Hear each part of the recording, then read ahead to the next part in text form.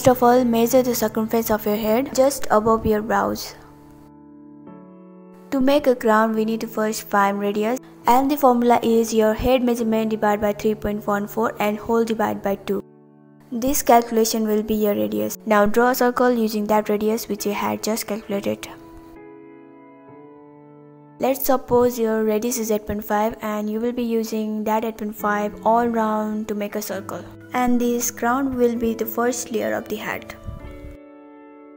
Cut it in a draft paper and measure the circumference of the crown.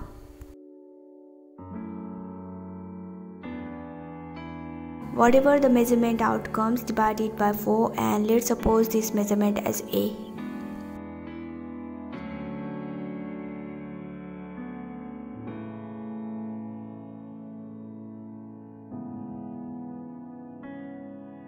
Draw a rectangle which is 4 inch width and A measurement for the length. This rectangle will be our second layer of the hat. Divide it in 4 sections and cut the side panel. Make sure that the tip is attached.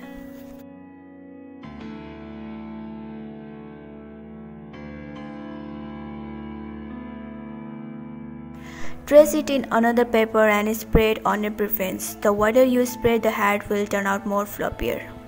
Measure the length of the side panel and name it as B.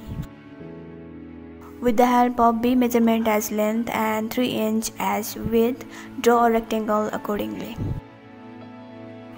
Do the same exact process for this rectangle which we had done in previous, and also remember the wider you spread, the hat will turn out more floppier.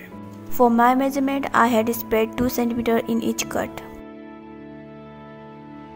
So we will have 3 patterns: a crown, side panel and a brim.